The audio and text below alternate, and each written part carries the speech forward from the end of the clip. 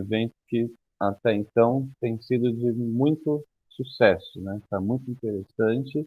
E essa mesa, sem dúvida, vai ter uma contribuição muito interessante ao abordar especificamente a imagem do Brasil no exterior e, fundamentalmente, como a mídia internacional opera nessa constituição da imagem do país, né?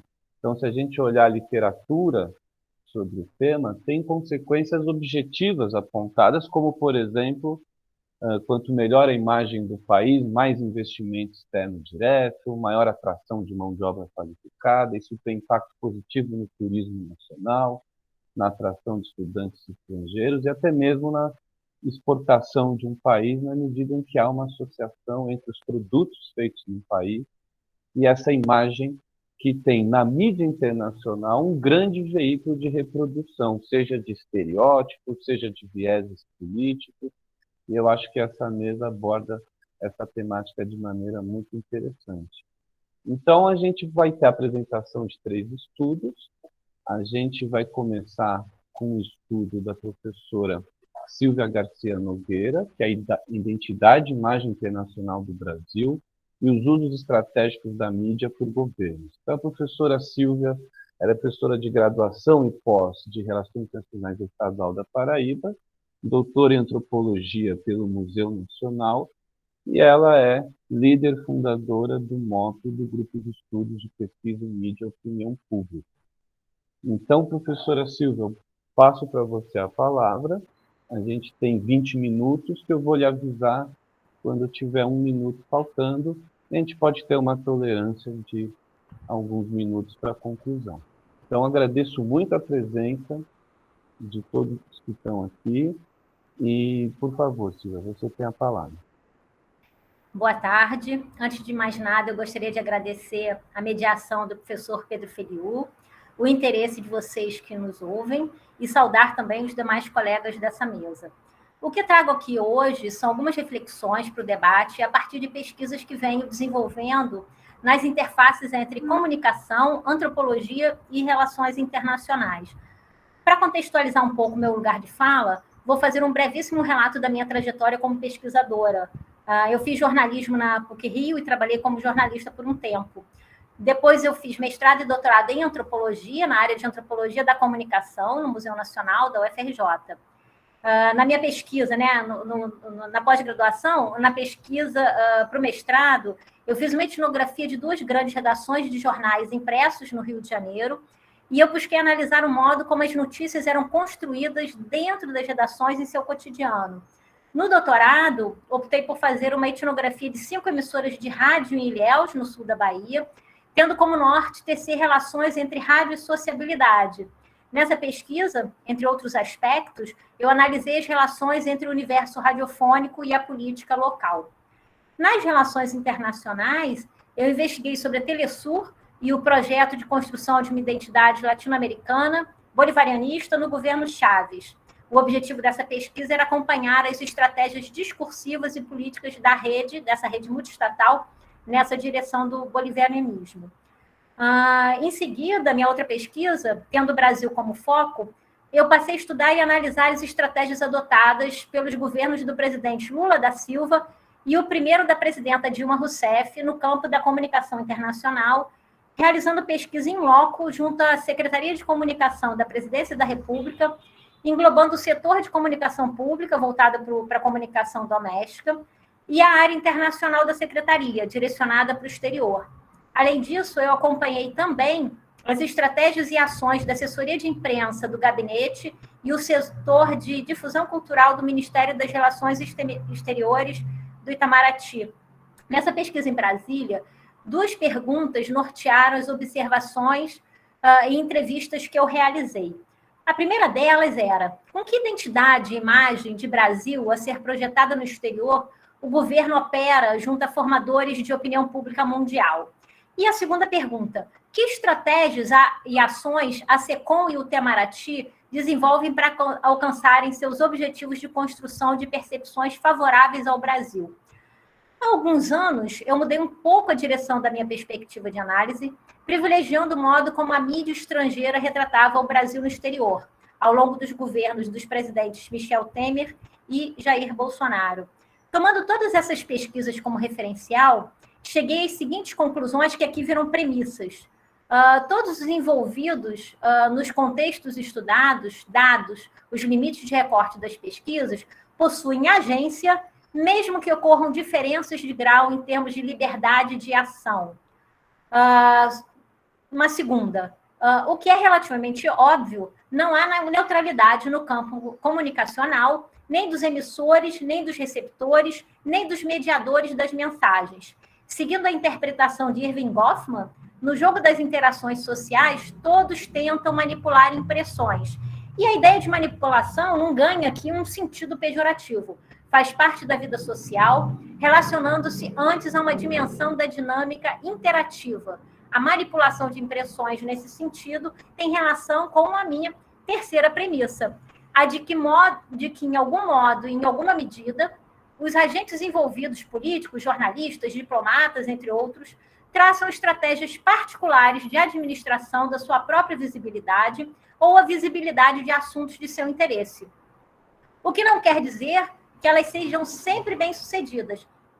Desculpa. Ou seja, nem sempre a intenção e o desejo se transmutam no alcance dos objetivos, já que muitas vezes, em se tratando de mobilização de opinião pública, outras variáveis como emoções, estereótipos internalizados, valores sociais, racionalidades e interpretações culturais distintas afetam as percepções sobre um Estado, uma liderança política ou um acontecimento, todos tornados públicos.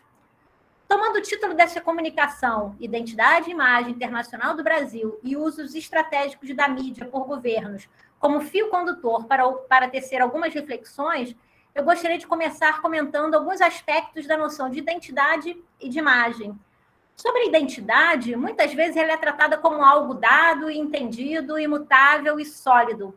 Quando é esse o caso, ocorre uma simplificação reducionista da complexidade que as noções de quem somos ou quem os outros são, no nível das representações sociais carregam. Perde-se, portanto, a dimensão constante da construção do self, das subjetividades e dos processos de subjetivação. Subestima-se a dimensão relacional e dinâmica das interações, em que tais identidades constantemente vão sendo negociadas e transformadas em função de movimentos de reflexividade. Apesar disso, no campo das relações internacionais e nas relações internacionais propriamente ditas, atores e agentes conferem uma espécie de concretude ao termo que passa a ser um conceito nativo, isto é, utilizado a partir de uma definição ligada ao contexto em que é proferida e que serve como base de sustentação para uma série de ações e estratégias combinadas a interesses específicos. Um exemplo ocorreu alguns meses antes da Rio+20. Quando perguntei a jornalistas e diplomatas com que referencial de identidade suas ações de comunicação internacional se pautavam, as respostas caminhavam na direção da resposta mesmo de um entrevistado. O Brasil é um país economicamente, socialmente, ambientalmente sustentável. Atrelado a essa noção, o governo adotou uma série de ações e programas para mostrar experiências disso a jornalistas estrangeiros, dentro do Programa de Formação de Opinião, PFO, na responsabilidade do Itamaraty da área internacional da SECOM. Assim, foram convidados pelo governo brasileiro a conhecerem o Parque Industrial de São Paulo, em especial empresas sustentáveis. Do mesmo jeito, os jornalistas foram convidados para conhecerem algumas experiências de agricultura sustentável em Maringá e a floresta amazônica. Quando a questão da construção de uma imagem internacional, em uma perspectiva semiótica, ela é sempre produto de uma cultura, abrangendo processos de codificação e decodificação de sentidos a ela socialmente atribuídos. De algum modo, isso foi discutido na conferência de ontem do professor Eugênio Butti. E sempre envolve uma dimensão de formação de identidade que combina percepções mútuas sobre quem somos e quem são os outros. Nesse sentido, a mobilização da opinião pública tende a ser o foco. Sobre a opinião pública, ainda que haja muitas formas de entendê-la e que alguns autores teçam duras críticas ao conceito e prefiram, inclusive, não utilizá-lo, o fato é que as ações estratégicas estatais e governamentais a têm como referência para a implementação de suas políticas de comunicação. A opinião pública pode ser entendida como uma abstração o reflexo de uma combinação de opiniões individuais sobre um assunto de interesse público, ou corresponde a opiniões predominantes e ou qualificadas tornadas públicas. O que está em jogo, afinal, é a capacidade de mobilização e influência da forma mais ampla possível sobre comportamentos, pensamentos e sentimentos nos níveis do indivíduo ou de coletividades. Por isso mesmo, alguns autores preferem trabalhar com o conceito de construção de percepções e não de imagens internacionais. Destaco que o processo de formação de opinião pública não ocorre em um ambiente neutro, consensual. Se inserem em um quadro de relações de poder, em um jogo de forças muitas vezes conflitantes, em disputa pela capacidade de construção e domínio de narrativas dominantes quanto a temas específicos ou imagens de si. Nesse processo, vão sendo formados o que poderíamos entender por imaginários coletivos e entendimentos compartilhados em torno de questões da agenda internacional e de como os atores e agentes internacionais são percebidos pelos demais. O que se busca é o controle sobre percepções e imagens de si favoráveis ou para temas de interesse. Para consegui-las, estratégias e táticas de administração de visibilidade são implementadas. É justamente aí que reside o papel da mídia, aqui entendida como os meios de comunicação de massa e importante agente nacional e internacional. Tendo em vista que a mídia possui a capacidade de pautar muitas vezes esse debate público pela difusão de notícias e outros conteúdos, influenciando as agendas domésticas e internacional, de mobilizar a opinião pública e de oferecer enquadramentos específicos sobre os mais diversos assuntos, é que governantes, líderes e outros agentes políticos vêm dedicando cada vez mais atenção a ela e recorrendo a planos estratégicos no campo midiático para atingir seus objetivos e interesses. Não há comunicação desinteressada e todos os agentes tentam manipular impressões nos sentidos de que fala Goffman. Paralelamente à face que remete ao uso da mídia por distintos agentes como ferramenta de soft power, de influência, a outra face, a título de menção, pois não é esse o foco agora, é que a própria mídia tradicional ou digital pode operar em processos de mudança dos rumos dos acontecimentos ou servindo como mediadora direta em negociações internacionais das mais variadas naturezas. Voltando para a perspectiva dos usos das mídias por governos e outros agentes políticos, o manejo do campo midiático e a administração de visibilidade vem ganhando cada vez mais espaço nas esferas governamentais e estatais. Os usos políticos das mídias contribuem para os processos de construção de identidades domésticas e internacionais, de reputações junto a outros estados e governos, de um ambiente de negociações internacionais favoráveis ou desfavoráveis. Além disso, a mídia contribui para a construção da imagem da própria política. Citando novamente a conferência de ontem do Butch, o oposto da política é o fanatismo. A combinação disso tudo serve como suporte para a formulação de políticas domésticas, exteriores e internacionais pelos estados.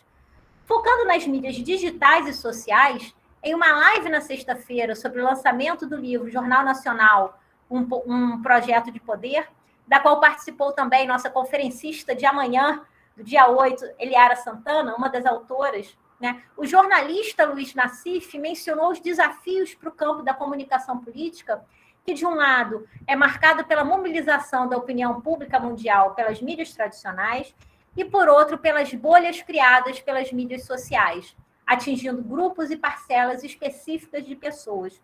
Há um entendimento político de grande parte dos governos da necessidade de direcionar seus programas de comunicação pública e institucional em ambas. Estar presente nas mídias tradicionais ou nas mídias digitais e sociais, como Twitter, Instagram, Facebook, blogs, WhatsApp, páginas oficiais e até mesmo na Deep Web, passa a ser prioridade. No campo das relações internacionais, essa comunicação em meio digital contribui para a abertura de espaço crescente de desencapsulamento da abordagem de assuntos de política externa antes restritas aos tomadores de decisão especializados. Há algum tempo está em curso esse movimento de abertura e ampliação do debate público, ou ao menos do que a gente pode chamar de debate publicado ou postado, de temas de relações internacionais. Em função disso, os governos passaram a criar uma série de canais de comunicação nas mídias digitais e sociais, alterando, inclusive, o direcionamento de seus planos e orçamentos financeiros de comunicação pública e internacional. No caso brasileiro, quando realizei pesquisa em Brasília entre 2010 e 2012, o sistema de comunicação governamental havia passado por profundas transformações. O então secretário de comunicação do governo Lula da Silva, Franklin Martins, desde 2017, implantou um sistema de comunicação integrado que possibilitava a coordenação de ações antidispersas. A ideia era estabelecer uma coerência nos discursos governamentais e estatais. O modo de implementação abrangia o contato permanente e coordenado entre a Secretaria de Comunicação, as assessorias de comunicação e imprensa dos ministérios e das secretarias. Havia intenção de uma relativa uniformização dos discursos oficiais, de modo a não gerarem ambiguidades sobre o posicionamento do governo quanto a algumas questões específicas. Como ouvi de um jornalista de carreira no governo, que havia sido alvo de mal-entendido, depois no debate eu posso falar melhor disso, se alguém quiser, não importa quem fala, o contexto em que fala, se veio de alguém do governo, vira posição oficial. Para isso, existia uma dinâmica rotineira de reuniões constantes entre as assessorias de comunicação dos ministérios e secretarias, ou sempre que era necessário. Por exemplo, se as atenções dos formadores de opinião estavam voltadas para a questão ambiental, como no caso do período da Rio+20, reuniões extras eram marcadas entre o Ministério do Meio Ambiente, o Itamaraty e a área internacional da SECOM. Na ocasião, também gostaria de mencionar, a CDN, uma empresa multinacional de relações públicas para atuar na construção de imagem e percepção positiva do Brasil no exterior, que possuía um escritório em Washington e outro no mesmo andar da SECOM, no anexo lá em Brasília, havia sido contratada. Aliás, a empresa era responsável também por emitir regularmente pesquisas de avaliação de imagem e percepção internacional sobre o país, classificando-a como positiva, negativa ou neutra, ainda que na avaliação de uma jornalista que entrevistei, neutra fosse contabilizada como positiva. Outras ações englobavam media training, promoção de eventos no exterior e suportes para os postos diplomáticos no mundo, no que tangia processos de promoção de imagem do Brasil no exterior ou auxílio profissional no campo da comunicação a embaixadores que se viam às voltas com demandas sobre posicionamentos do país em relação a alguma matéria.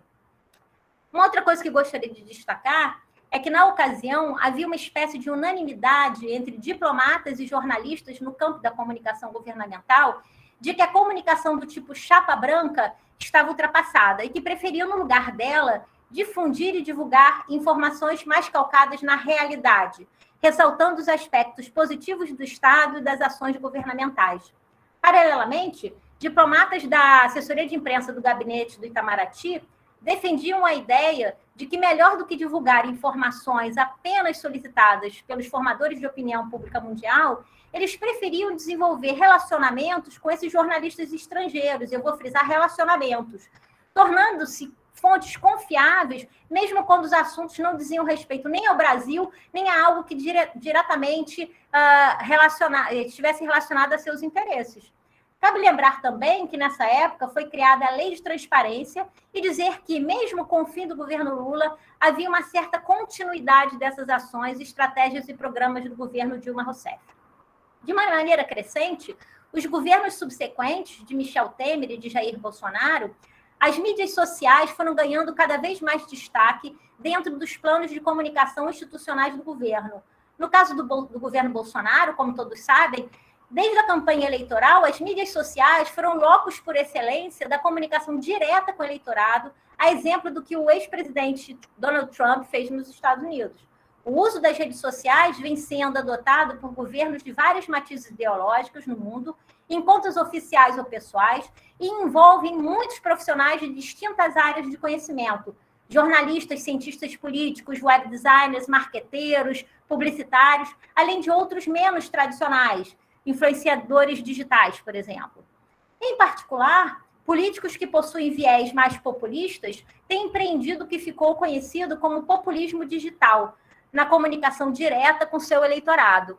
O populismo digital, segundo Janaína Viscardi, além de funcionar como tática para delimitar quem são os amigos e os inimigos, agindo a construir a persona dos políticos e suas mensagens, a disseminar ideias, inclusive fake news e teorias conspiratórias, e a servir como meio para rebanhar mais eleitores. Nesse sentido, um dos desejos votados voltados para o alcance dos objetivos políticos é a viralização. O recurso a frases de efeito e a mentiras proferidas e atos, muitas vezes beirando a bizarrice, como estratégia de visibilidade e permanência como assunto a ser comentado, não é de forma alguma uma novidade. Na verdade, parece seguir a mesma lógica política utilizada por alguns políticos na década de 90, em campanha eleitoral, que se utilizavam do marketing político e lançavam mão dos factoides para serem alvo de comentários o tempo todo pelos veículos de comunicação. Para quem é de uma geração mais nova, os factoides eram frases de efeito que chamavam a atenção da mídia, pois dão frase, expressão jornalística.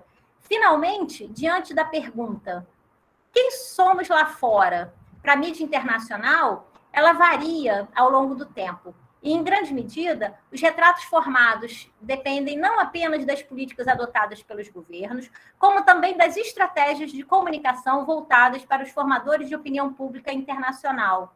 Como muitas vezes as imagens dizem mais do que qualquer palavra, peço que vocês agora acessem 5 capas do The Economist, emblemáticas de como vimos sendo retratados desde 2003, 4 delas em cima da foto do Cristo Redentor no Rio de Janeiro. A primeira, no governo Lula, com a estátua do Cristo Redentor decolando como um foguete, sob a manchete Brazil Takes Off, Brasil Decola, de 2009. A segunda, de 2013, a estátua como se fosse um foguete desgovernado e em queda, com o título Has Brazil Blown It? O Brasil estragou tudo? A terceira capa, de 2016, com o Cristo Redentor carregando uma faixa ou uma placa escrita SOS, com a manchete The Betrayal of Brazil, a traição do Brasil. A quarta capa, com a imagem de um tronco de árvore cortada em formato de mapa do Brasil, com a manchete Death Watch of the Amazon, Vigília da Morte para a Amazônia. E, finalmente, a quinta capa, de 2021, novamente o Cristo com uma máscara de oxigênio no rosto e um balão de oxigênio ao lado, com a manchete Brazil the Small Decade, a década sombria do Brasil. Bom, eu convido vocês, então, a tirarem suas próprias conclusões e encerro aqui a minha apresentação. Muito obrigada. Muito obrigado, Silvia. Extremamente interessante a apresentação. Tenho certeza que todo mundo aproveitou muito.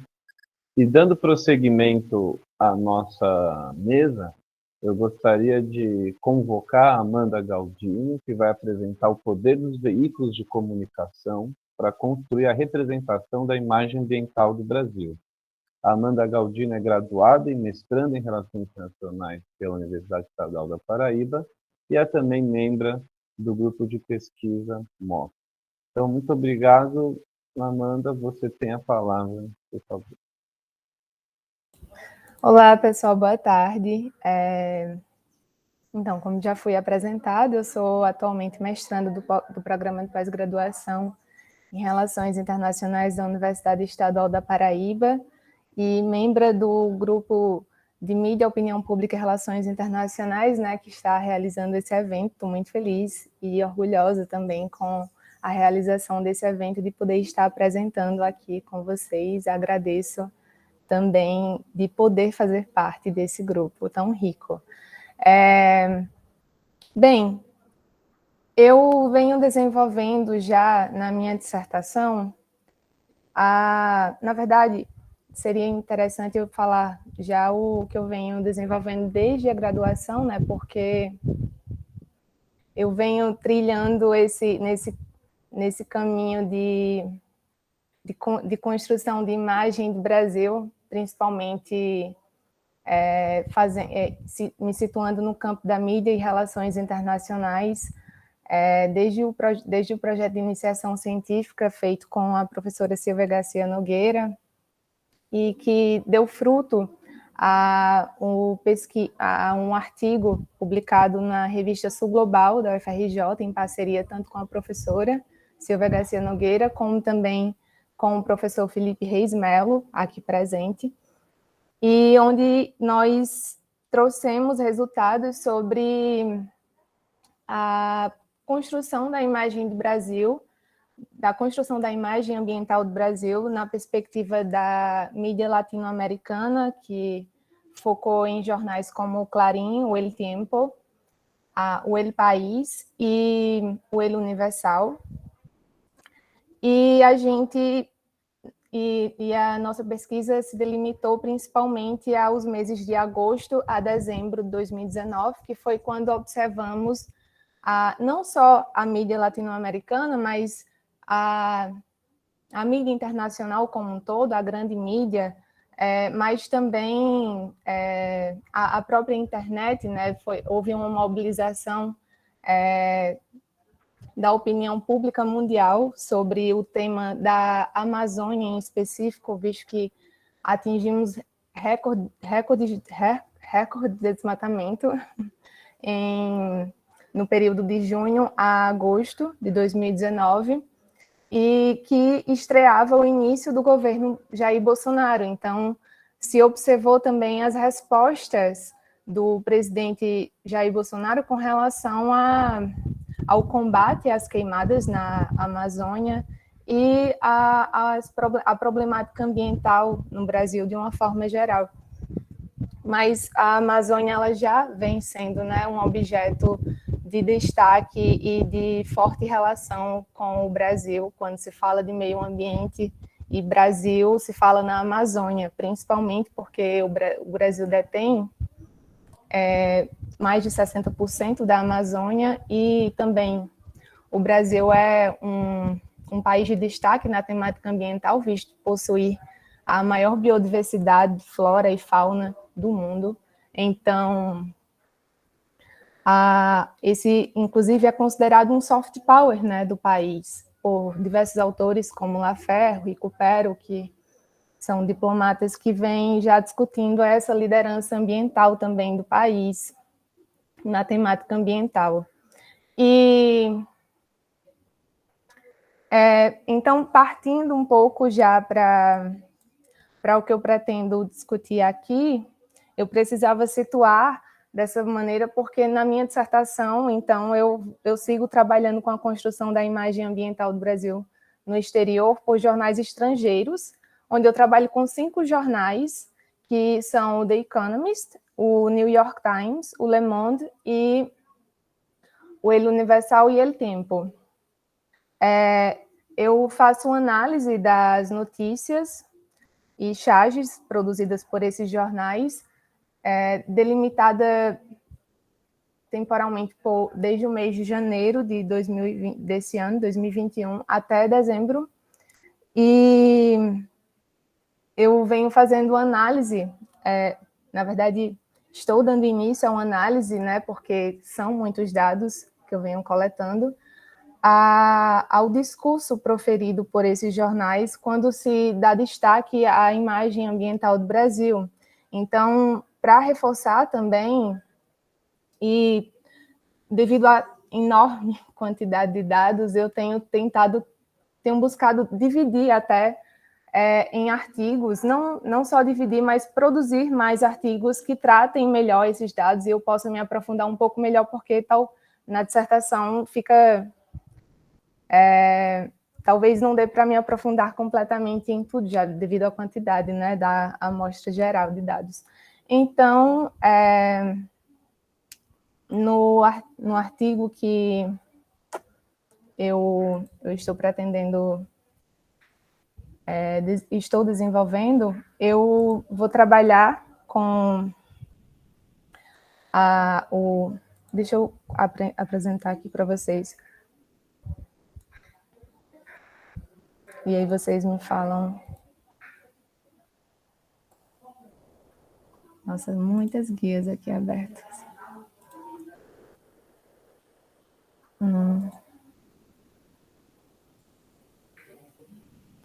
Vocês estão vendo já? Sim, dá para ver. Certo, ótimo. Bem, então eu venho desenvolvendo inspirado já nos dados desse da dissertação de mestrado, sobre o poder dos veículos de comunicação para construir a representação da imagem ambiental do Brasil. E, como eu tenho coletado os dados diariamente, eu procuro sempre printar as páginas principais, uma vez que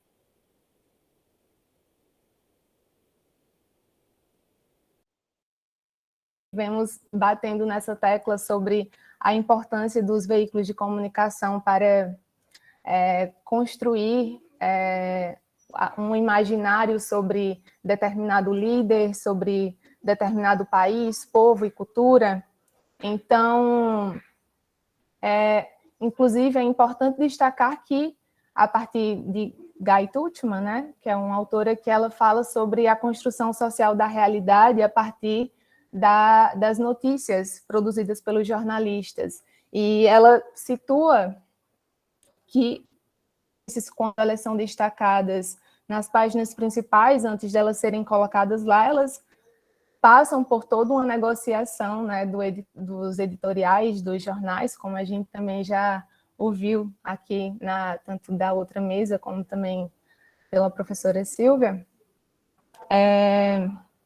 que esses jornais, eles discutem o que é que vai ser, o que é que vai virar notícia, principalmente porque eles partem, né, de uma posição política, e embora se procure sempre se posicionar como jornais mais objetivos, mais neutros, é muito claro que os jornais não são imparciais na sua produção de notícias, e por conta disso, eu então faço esse print das páginas principais de jornais para analisar melhor quais são os discursos que estão sendo colocados com relação à imagem ambiental do Brasil. E eu trago aqui para vocês alguns dos dados que eu consegui coletar. No caso, nem sempre, né, a gente vai ver os jornais falando sobre o Brasil e relacionando ao meio ambiente, mas eu procurei sempre, quando possível, trazer. E, bem, como eu já havia dito, a Amazônia ela acaba sendo um objeto principal desses jornais ao se falar sobre meio ambiente Brasil, e se fala principalmente de como a Amazônia é o pulmão do mundo. E eu vou buscar analisar e comparar se os discursos desses jornais eles seguem uma mesma linha no que se refere às críticas ao país e à posição que o país tem trazido na temática. E a gente vê, né, desde 2019, que as pesquisas, os jornais, eles mostram sempre a liderança do presidente do Brasil com relação à temática ambiental, que é muito filiada ao mercado extrativista, no caso, o setor agropecuário, o setor de minério, o setor de energia, a exploração dos recursos naturais da Amazônia. Então, é muito destacado que o presidente Bolsonaro, ao falar sobre a Amazônia, ele fala sobre a riqueza de recursos naturais que a Amazônia tem, e há um interesse no seu discurso, principalmente de exploração desses recursos naturais, que, embora nos discursos que são proferidos, né, na COP26, por exemplo, ou na Cúpula do Clima, se tratem sempre de um discurso que pretende trazer mudanças de proteção e preservação ambiental, logo em seguida, como aconteceu depois da Cúpula do Clima, se vê que o discurso do presidente é vazio de ações concretas, e no caso isso é apresentado pelos jornais, né? Então, porque logo após, uma semana depois, se viu que a Amazônia atingiu um novo recorde de desmatamento e de exploração pelos madeireiros. E aqui, essa charge em específico do El Tiempo, ela faz referência, né, a um discurso proferido pelo presidente Jair Bolsonaro e também do presidente colombiano Iván Duque, sobre o acordo que eles estabeleceram de cooperação para medidas protetivas com relação à Amazônia. E, no caso, a charge ela faz, então, uma crítica, porque, embora o discurso seja, né, sempre muito bem formulado, sempre cheio de promessas, de medidas que serão tomadas, na verdade, por trás desse discurso, e aliás, por trás das câmeras, há um outro tipo de ação sendo realizada pelo presidente brasileiro. Então, nesse caso da charge, a gente vê claramente o real interesse e também a crítica, né, ao presidente. E a gente teve aqui, pelo The Economist,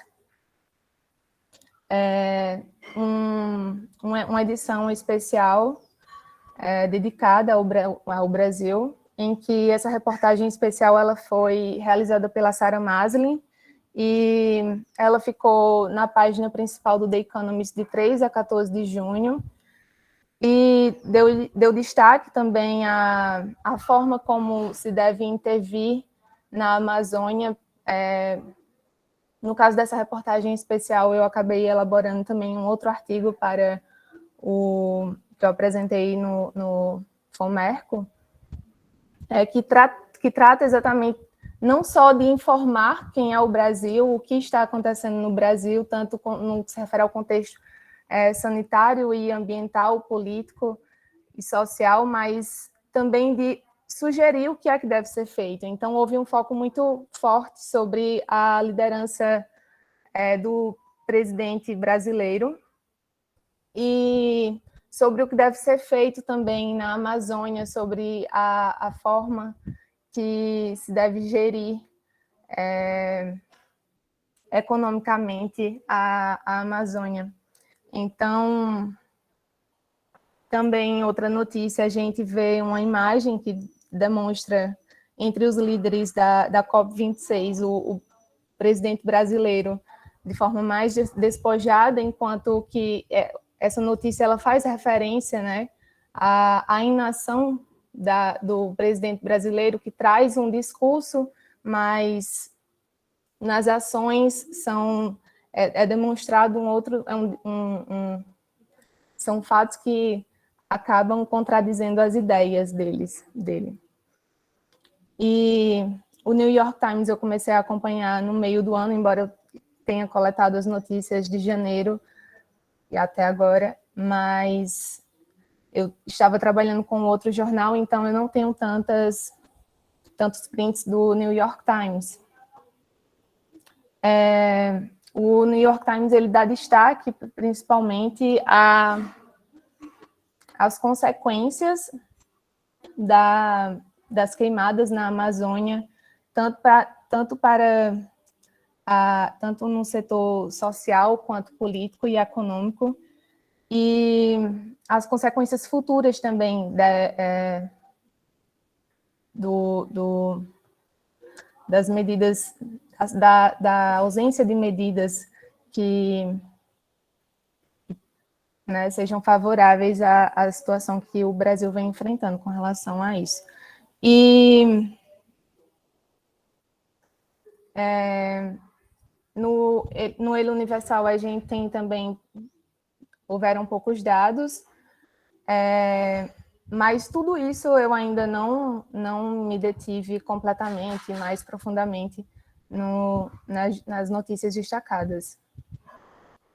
Então, a gente vê que diferente, né, o New York Times ele deu destaque em outros momentos ao presidente brasileiro, mas eu não trouxe porque não era em relação ao meio ambiente.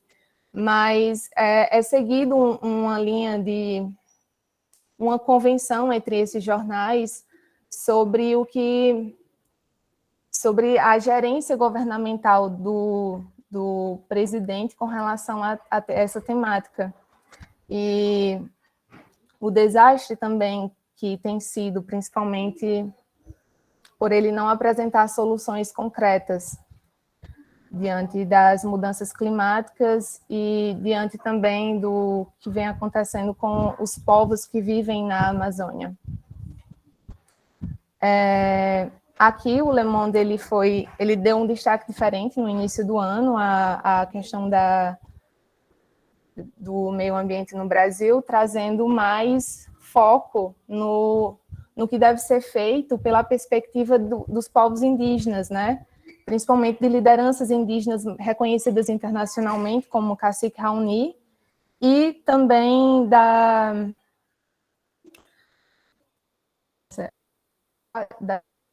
Sônia Guajajara, eu sempre esqueço, sobre o que deve ser feito com relação a isso. Então, é interessante porque, nesse caso, houve uma distinção, realmente.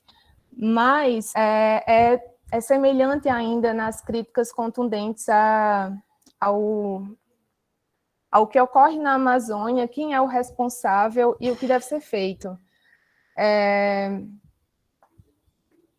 Eu tenho me interessado em aplicar também aqui na pesquisa a teoria verde, que seria mais, mas aqui não é tanto esse caso, mas que seria mais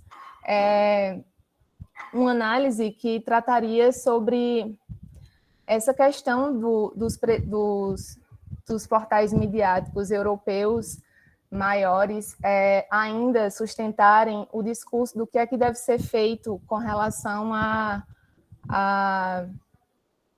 ao meio ambiente no Brasil, o que deve ser feito na Amazônia, o que é que o Brasil deve fazer, sendo que nunca se observa, né, a estrutura da qual o Brasil faz parte, no caso, que infelizmente ainda segue uma estrutura econômica baseada na economia extrativista de recursos naturais, e que isso se dá devido a uma história mais profunda que nos deixou nessa condição.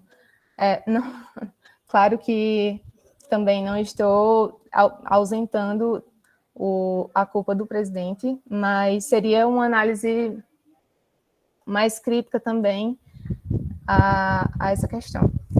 É isso, eu agradeço a todos, foi muito bom estar aqui.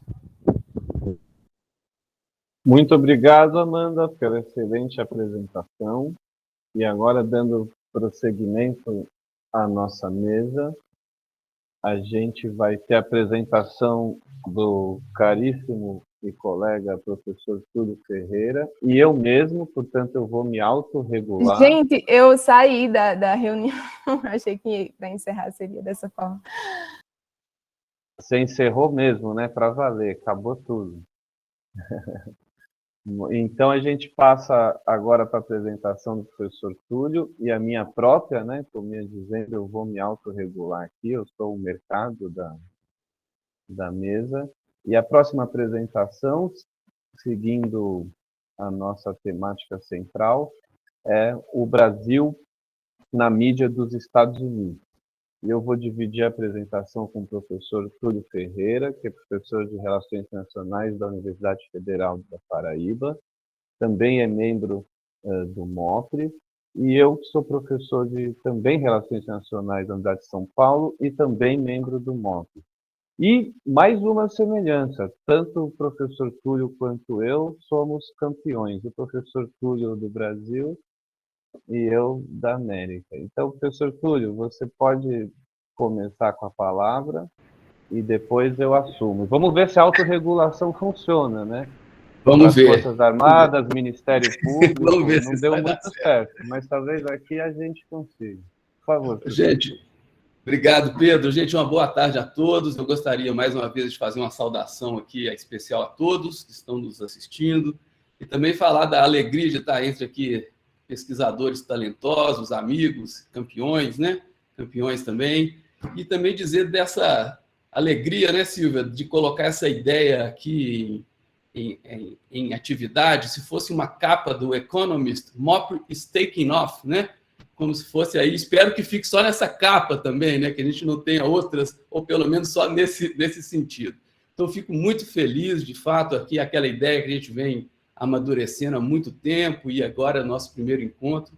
É uma satisfação, de fato, aqui, e dizer também da alegria de compartilhar esse estudo, essa pesquisa com o Pedro, que, né, além de extremamente talentoso, aí, um amigo querido, né, está aqui com outros amigos aqui também nessa sala, né? Bem, o que temos aqui para hoje é o seguinte: eu vou apresentar algumas lâminas aqui para vocês. Na verdade, já um tema de pesquisa que a gente faz, na verdade, ela está em progresso, né?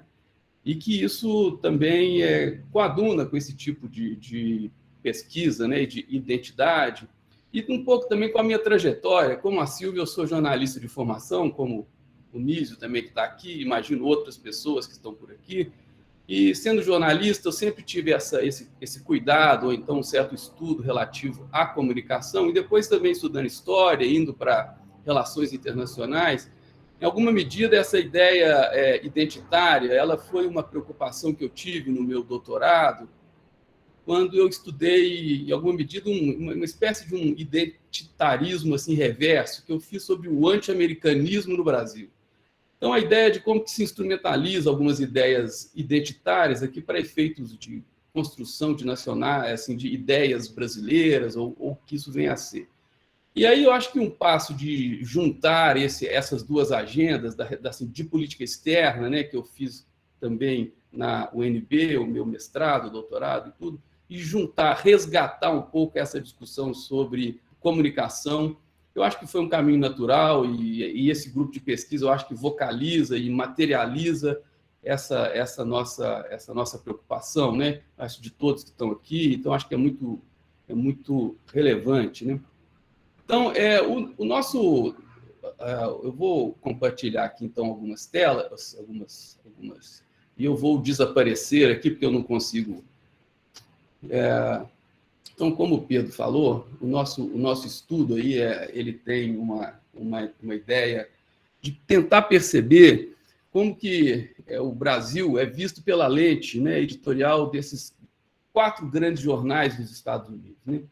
Se não os maiores, estando entre os maiores, né, dentro desses maiores jornais americanos. Também eu queria fazer também uma pequena consideração, porque, como o Pedro falou, existe na literatura, de fato, né, e tanto a centralidade dos Estados Unidos para o Brasil, mas também como que se percebe a importância de como que se vende, digamos, o Brasil nos Estados Unidos, e também se haveria alguma espécie de ambiente reverso, né? Se essa imagem sendo projetada para cá, como o Pedro disse, há indícios, né, de que isso teria um círculo virtuoso, né, para a gente. Então, a ideia central aqui é capturar como que 4 grandes jornais brasileiros, entre 1995 e 2010, eles capturam, né, se teria alguma mudança de sentimentos entre governos, né, em alguma medida que tem alguma distinção ideológica, né?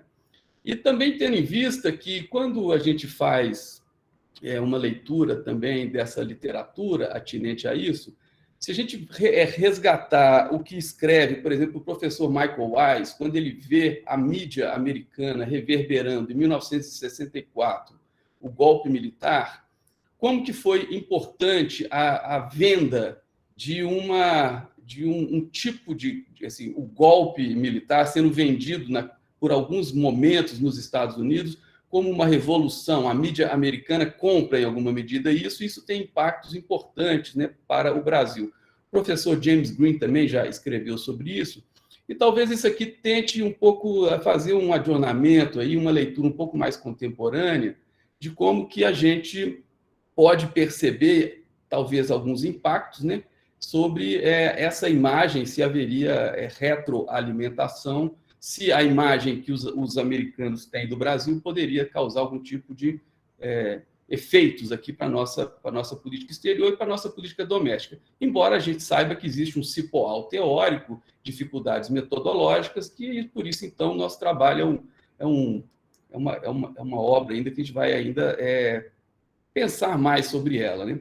Eu também queria dizer que isso não é algo também novo, né? A importância dos meios de comunicação, como diria o Brizola, é algo que vem de longe, né? Então, a gente pode ver aí, por um aspecto até de uma coincidência benevolente para o nosso estudo, quando eu estava lendo alguns trabalhos, achei essa frase aí do Napoleão, talvez possa indicar um pouco como que vem, né? Como que o meio de comunicação e política sempre foi considerado aí, dentro das suas conjunturas específicas, importantes, né, para esses cálculos aí. Então, essa frase napoleônica, se não é Vero, pode ser Beno Trovato, como se diz, ela pode indicar um pouco essa ideia, né?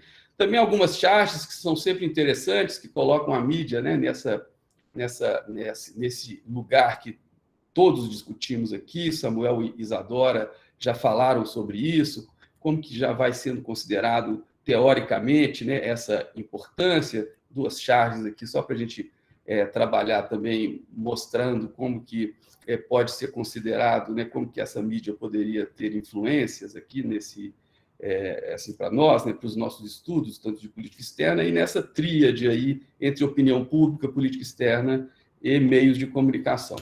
Bem, então, na verdade, é um tema, é uma agenda de pesquisa que eu tive também quando fui fazer um estudo pós-doutoral lá, assim, nos Estados Unidos, coletei uma série de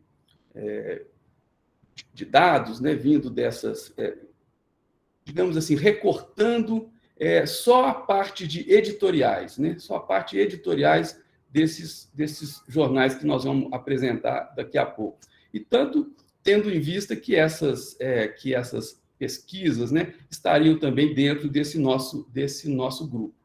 E, obviamente, a gente vê, isso já foi apontado, só para a gente reforçar, como é que esses avanços teóricos e metodológicos são interessantes e necessários para a gente buscar essa nossa causalidade, né? Martin já falou sobre isso também. E, portanto, o nosso desenho de pesquisa aqui, ele vai procurar, em alguma medida, fazer uma combinação aqui, qual e quanti, que o Pedro depois, né, sendo o Papa nessa história, ele vai apresentar de forma muito mais circunstanciada aqui para todos.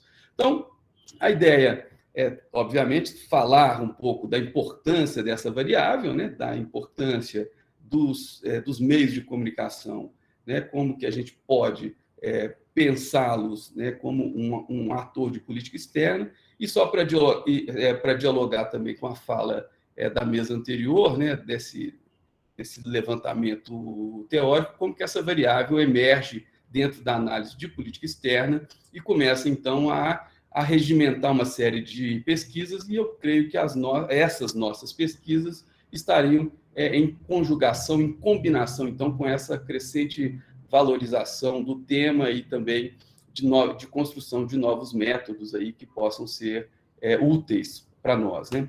Bem, eu queria só também ver se dentro desse cipoal aqui teórico que o Samuel e a Isadora já trouxeram, como que é grande, né, essa percepção, como é grande a necessidade de criar vínculos entre essas pernas, né? E só para dizer que o nosso estudo também, ele não consegue, ele não avança, ele não vai trazer dados concretos relativos a se a política externa brasileira, ela, de fato, foi assim, impactada com isso. A nossa ideia é perceber uma ideia sentimental, ou como que o sentimento desses editoriais repercutem ou fazem um percurso nesse momento histórico, né? ou nesses dois governos de Fernando Henrique e os 2 governos de Lula, né? Então, é só para dizer que nós estamos também tateando um pouco, que a gente não pretende ainda resolver, e nem essa, né, o objetivo resolver, mas mostrar que está dentro de um pouco desse debate teórico. Então, como é que foi feito? Nesses arquivos americanos, né, foi buscado através, né, de busca mesmo eletrônica, tal, e depois o recorte textual. A gente não tem um N muito grande, mas a gente fez uma seleção desses jornais, pegando todas as palavras Brasil, né, e foi feito, então, desses editoriais, que a gente chama de um corpus, que será tratado, então, dentro deste programa, deste método que é o R, né? Então, a gente tem algumas perguntas para a gente tentar avançar. Como que se comporta? É uma pergunta simples, né? Como se comporta a percepção editorial estadunidense sobre o Brasil neste período? Fernando Henrique até o final do Lula. O que houve? Será que houve alguma modificação substantiva? Houve permanências? E se haveria uma sugestão aí de uma alternância de sentimento devido à mudança do governo, de PSDB, né, algo mais ao centro ali, hoje talvez já mais encaminhando para o centro-direita, né, e o PT, né, que também centro-esquerda, digamos assim. Então, será que isso causaria algum tipo de mudança na percepção? Bem, aí, obviamente, a gente tem que trazer aqui rapidamente, para a gente apresentar esses resultados daqui a pouco, dizer dessa centralidade da relação Brasil e Estados Unidos, né? Do ponto de vista da política externa, eu acho que já existe um certo consenso que o nosso momento republicano é um momento em que o eixo do americanismo ele se adensa, é um eixo que se torna essencial, mesmo que seja para reagir a ele, né? Mas existem algumas categorias de análise, vamos chamar de um americanismo pragmático ou um americanismo ideológico, né? Como que esse início republicano ele já consolida uma ideia de uma certa necessidade ou de um pragmatismo da aliança do Brasil com os Estados Unidos, algo que pudesse, ou chamado como não escrito. Isso causa reverberações ali pela década de 30, no movimento getulista, né? Na guerra, a reaproximação dos Estados Unidos no Brasil, a política da boa vizinhança, né? Isso tudo tem um pouco um caldo, digamos assim, de identidade, que é uma outra temática muito interessante, que podemos avançar depois, mas como que se entende a construção do Brasil, né? Talvez por contraposição até, a gente pode até lembrar dos simbolismos, né, republicanos da nossa Constituição, Estados Unidos do Brasil, ou mesmo a bandeira republicana, como uma certa simulação ali de algo verde e amarelo afeito ali, muito parecido com a bandeira dos Estados Unidos.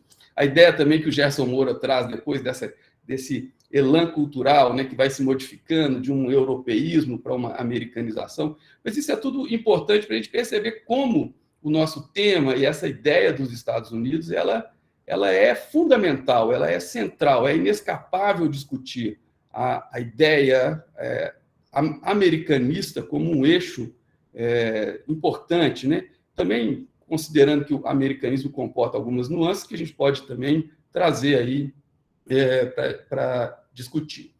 E tendo em vista também que quando a gente chega nesta conjuntura, que eu acho que é relevante também falar, quando a gente chega nessa conjuntura que vai ser estudada agora, que a gente se debruça sobre ela, a gente passa por um momento de reconstrução do sistema internacional, né? A gente vê que na década de 90 o Brasil está se reestruturando, a ideia da redemocratização, a reinstitucionalização do país, a ideia também de um mundo que não é, né, que já não é regido mais por aqueles preceitos de uma guerra ou de uma bipolaridade. Mas isso se combina com essa possibilidade do Brasil também transformar a sua ideia ou a sua possibilidade de inserção internacional. E é claro que haverá impactos, né, em relação ao Brasil, assim, a como que alguns avanços dos Estados Unidos para nós aqui, ou a proposição de uma ALCA, como que há reações a isso, e também algo que é bem relevante nesses dois momentos de Brasil, ou dos dois governos, dialogando um pouco com essa história das comunicações, é perceber também que da década de 90 para a primeira década do século XXI, nós já também conseguimos e já percebemos uma certa modificação nas tecnologias de comunicação. Isso também deve ser levado em conta, né, tendo em vista que os meios aí vão modificar, como já foi demonstrado aqui em outras conversas, né? Portanto, essa ideia de aproximação e repulsa e governos que pudessem encarnar algo mais reativo, um pouco mais nacionalista, talvez a gente pudesse ter até como hipótese que os Estados Unidos reagiriam de uma forma talvez não tão agradável ou então não tão amigável a esse tipo de governo, né? E isso talvez pudesse ser projetado na mídia. Então, nesse sentido, eu acho que agora a gente vai, né, tendo feito essa coleta dos jornais, aí falta nomeá-los, né, que seria o New York Times, o Washington Post, o Wall Street Journal e o Los Angeles Times. Então, esses 4 grandes jornais, né, são uma massa, produz uma massa de informações com forte, digamos, reverberação, e também tendo em conta que os centros de, digamos assim, de irradiação de valores brasileiros, né, historicamente, nos Estados Unidos, foram, em alguma medida, capturados aí por algo assim mais aliado à centro-direita, como foi na época de 64, né? Carlos Lacerda indo aos Estados Unidos fazer aquela famosa entrevista, como agora também o Woodrow Wilson Center e tal expressa, em alguma medida, uma imagem de Brasil também que dialoga com essa ideia que possa reverberar dentro dos editoriais americanos. E, portanto, agora nós temos os achados. Pedro, eu acho que eu posso já passar a bola para você, não é? Então, senão eu acho que nosso tempo vai ficar exíguo. Perfeito, temos 5 minutos ainda, Túlio. Pode manter para mim, eu peço para você passar o slide. Pode, então eu vou continuar aqui, eu só não estou vendo. Se você puder pedir para passar, porque eu não estou vendo ninguém aqui. Não tem problema, eu serei seus olhos, Túlio. Muito obrigado. Então, já apresentando os dados, os resultados da pesquisa empírica, já muito bem antecipada pelo professor Túlio, a gente tem esse primeiro gráfico de cada um dos 4 jornais americanos, a frequência de notícias que o Brasil é mencionado. Então, esse é um primeiro ponto. Nem todas as notícias tratam o Brasil como tema central, e por isso dificulta a utilização de análise de sentimento. Mas o que nós observamos aqui, o rosa é o FHC e o azul é o Lula. Então, pede a Túlio que clique em hide. Espera aí que a gente já ajeita. Desculpa, aqui. Pedro. Desculpa, voltou. Funcionou? Não, tá ótimo. Acabou de sair o sol aqui, Túlio. Você vai achar ruim a minha luz, mas não vai ter muito que eu possa fazer. Mas prosseguindo, o que a gente percebe aqui? Que o Lula tem uma frequência muito maior de notícias quando comparado ao FHC. Só no Wall Street Journal é equilibrado, praticamente meio a meio. A gente não pode concluir muito precipitadamente de que a imagem ou o Brasil era mais citado nos jornais, nesses 4 americanos, no Lula, quando comparado ao FHC, porque a gente não sabe o total de notícias sobre os outros países. Suponhamos que triplicou nesses editoriais as notícias sobre todos os países e, portanto, o Brasil não triplicou porque o governo Lula aumentou a imagem do país. Mas, ainda assim, mantendo essa comparação anacrônica, sem ter uma base proporcional, a gente percebe diferenças bastante significativas, principalmente no Washington Post e no Los Angeles Times. Então, é possível ter um belo indicativo inicial de que, no governo Lula, o Brasil era muito mais citado do que em FHC, ainda sem ter uma ponderação para uma análise definitiva. Pode passar.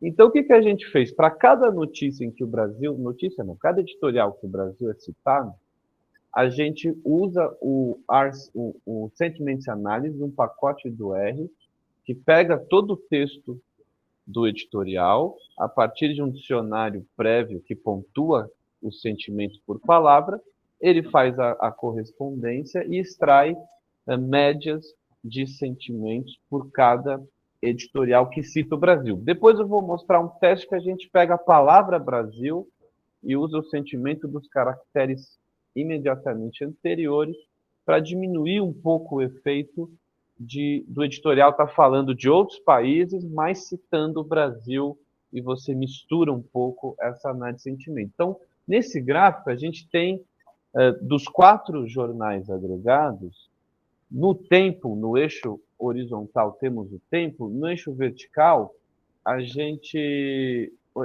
O Nísio está sugerindo trocar o termo editorial. Tá notícia, bem notado, Nísio. É editorial, muito bem observado. A gente percebe no tempo, no eixo vertical, a gente tem a estimação de sentimento. Quanto maior o número, mais positivo, quanto menor, mais negativo. E que a gente percebe uma oscilação enorme na estimação por data, o que gera já uma dificuldade de encontrar um padrão, uma regularidade. E essa oscilação enorme reflete também a elevada sensibilidade do contexto específico daqueles editoriais na estimação de sentimento. Então, não só não se fala apenas de Brasil, o que já dificulta criar um padrão para o Brasil, como também, e eu vou dar alguns exemplos, o mesmo governo é retratado positivo ou negativamente, a depender de episódios muito específicos. Como, por exemplo, eu vou mencionar quando assassinaram o Jean Charles em Londres. Isso afeta muito, ou quando sai uma grande notícia, um grande evento sobre o Brasil, também tem um efeito muito imediato o contexto da data na qual está sendo produzido o editorial. Pode passar, Felipe. Ainda assim, a gente, resumindo a dispersão do sentimento nos 4 jornais, no eixo horizontal, e, de novo, o eixo vertical, o sentimento, divididos por azul, FHC, e vermelho, Lula, o que a gente pode perceber? Que o Los Angeles Times, embora tenha publicado poucos editoriais sobre o FHC, eles odeiam o FHC e adoram o Lula. É o único jornal que a diferença é bastante expressiva, ainda assim com N's pequeno. Se a gente olhar, por exemplo, o Wall Street Journal, ele tem uma boa diferença entre Lula e FHC. Esse traço no meio da caixa de dispersão é a mediana do sentimento. A gente tem o primeiro quartil, o segundo quartil, o terceiro e o quarto quartil. Então, você percebe, por exemplo, que no Los Angeles Times, a notícia mais negativa do Lula é mais positiva do que a mais positiva do FHC. Então, isso reflete bem a diferença da dispersão entre ambas. Em geral, eu fiz um teste de diferença de média de Lula e FHC e dá com muita pouca significância, no intervalo de 90% de confiança, dá uma leve vantagem ao Lula na média, mas tende a ser muito parecido os sentimentos de ambos em relação aos 2 governos. Então, por exemplo, o New York Times é bem equilibrado, embora o Lula tenha dispersão maior. No Wall Street Journal inverte um pouquinho. É curioso aqui, o Wall Street Journal, que representa simbolicamente o mercado americano, poderia ter, digamos assim, uma preocupação maior com o governo Lula. Mas o que a gente percebe? Que no período do FHC, lendo os editoriais, há uma forte crítica à desvalorização cambial que o FHC faz e derruba a Argentina. E a Argentina, até então, era dita pelo FMI como o exemplo máximo de reformas econômicas liberais bem-sucedidas. E muitos fundos de pensão, que o Wall Street Journal cobre, tem preocupação, compraram títulos da dívida argentina, acreditando não só no FMI, como nas agências de investimento que propagavam essa mesma ideia. E quando o FHC derruba o câmbio, é que começa a desgraça argentina, não só por essa causa. Mas é muito criticado pelo Wall Street Journal o FHC por esse movimento. Então, se percebe um pouco a irrelevância do contexto. Poderia dizer que o Wall Street Journal prefere um governo de centro-esquerda, mas que naquele contexto, essa ação da FHC que prejudica uma questão importante para o jornal de mercado é altamente criticada. E vale lembrar também que no período Lula, e aí a comparação é anacrônica, você tem uma bonança econômica maior em virtude do boom das commodities. E o Wall Street Journal vê isso positivamente no governo Lula. Basicamente, como comentou o professor Túlio sobre a Guerra Fria, acabou a ameaça comunista. Se o PTB de 62 era uma ameaça ao comunismo, o PT de 2003, de longe, na mídia, nesses 4 editoriais, tem qualquer percepção de ameaça. Veja, no Washington Post, que varia muito a avaliação do Lula, então o Washington Post elogia muito a ação do Brasil na crise institucional com o Zelaya, que eles chamavam de golpe, e que o Brasil funcionou como um estabilizador da região. Ao mesmo tempo, eles detonam o apoio do Lula ao governo cubano em 2010 em função do desaparecimento de um preso político, que foi uma notícia muito veiculada no Washington Post e que aí incluía o Brasil negativamente como um apoiador do regime cubano. Então, percebe, a variabilidade é tão significativa e tão sensível ao contexto que a gente precisa aprimorar um pouco a análise, indo fundo nas frases, separando as frases, e eu acho que principalmente fazendo uma limpeza daquilo que na manchete aparece Brasil.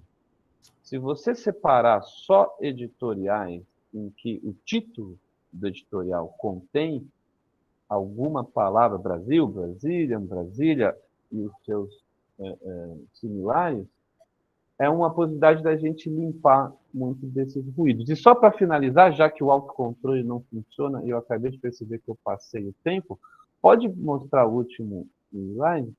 Aqui a gente tenta já fazer esse refinamento, que é uma análise, é um outro pacote de sentimento do R, afim, que ele pega e faz análises de bigrams, né, de 2 ou 3 palavras, trigramas, bigramas, que você vai juntando e pega o sentimento da palavra anterior ao Brasil, a adjetivação do Brasil. E aí ele pega várias palavras que exprimem sentimentos agregados. E aqui, quanto maior a barra, mais a sua ocorrência, maior a sua ocorrência. Então, por exemplo, fracasso.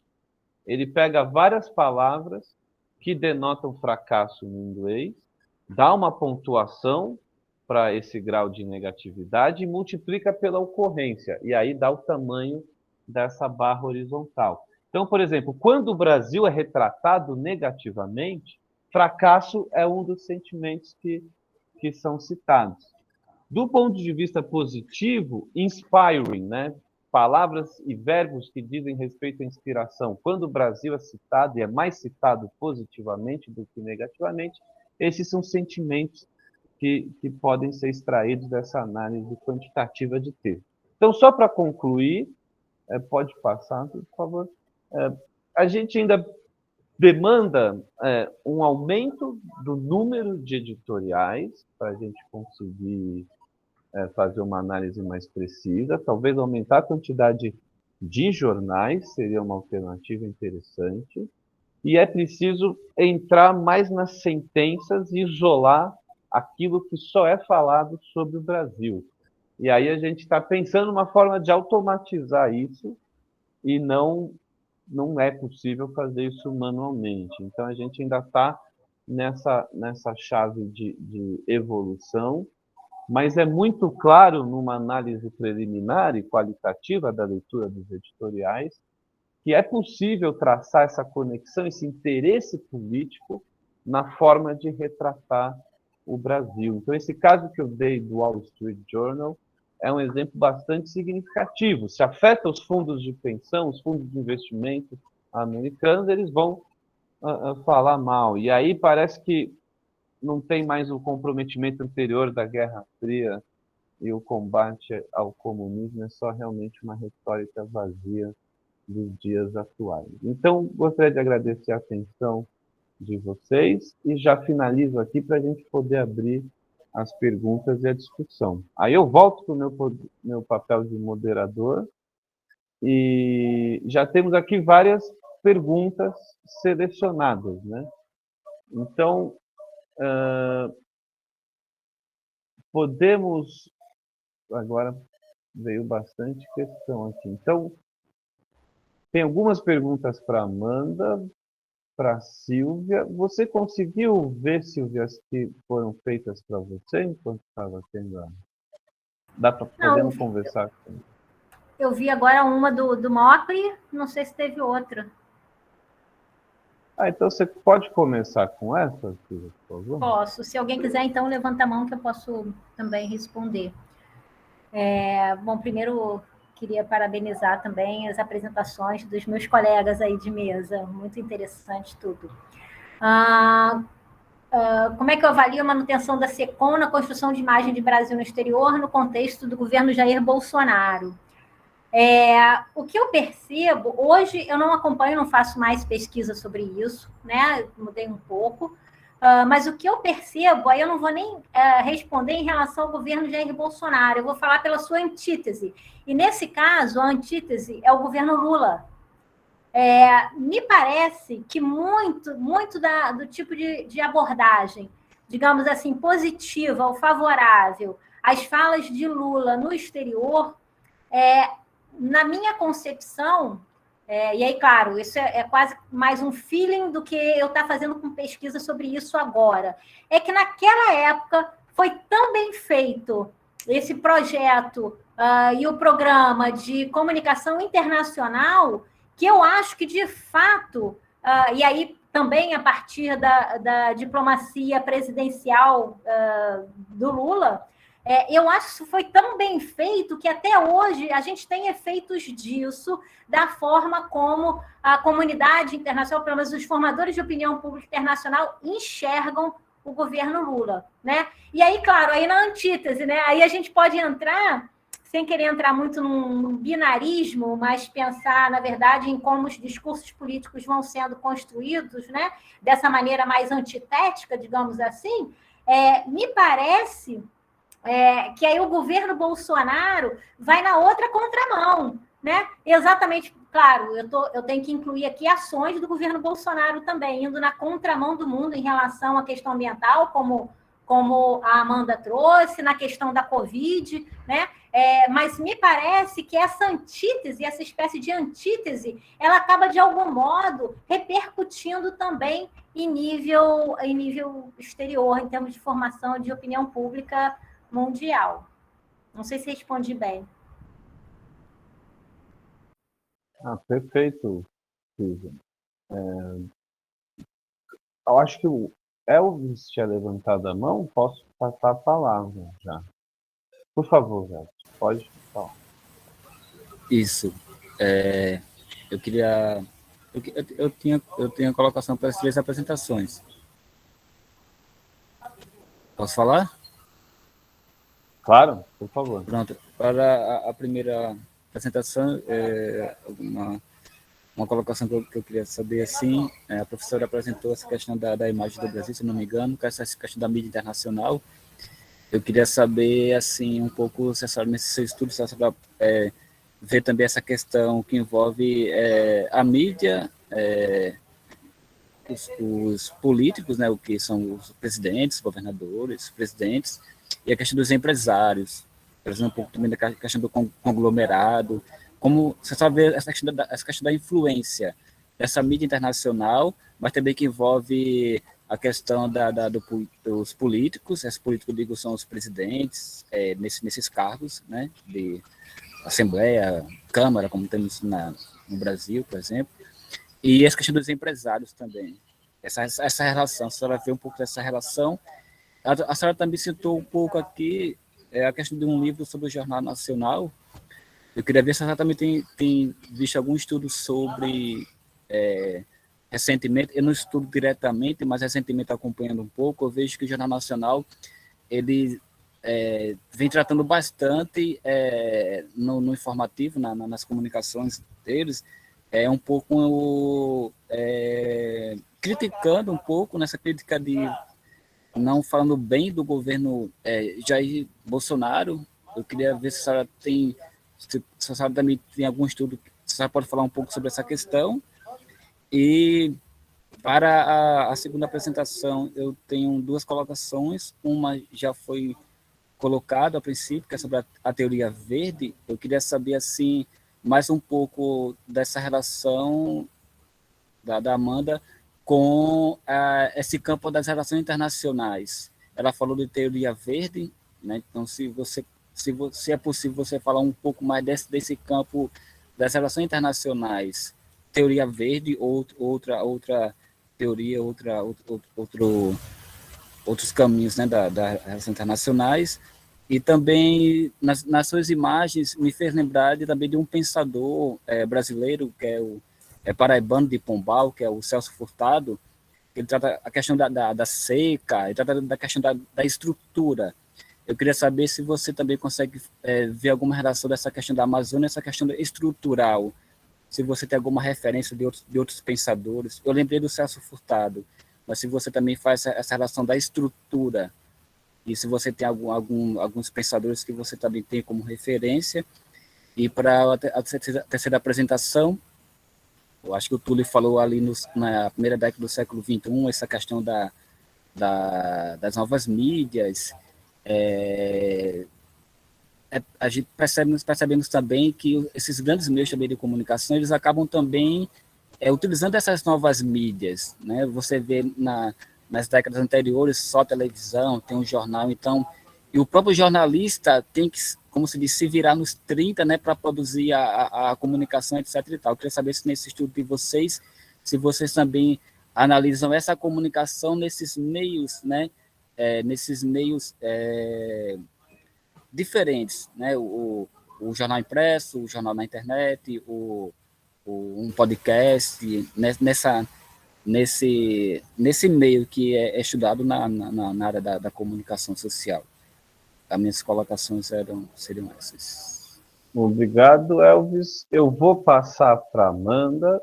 E aí, Amanda, eu vou pedir para você acolher a pergunta do Elvis e mais algumas, dado que você tem várias perguntas aqui no chat. Fez sucesso a sua apresentação. Você está com a popularidade e o interesse em alta.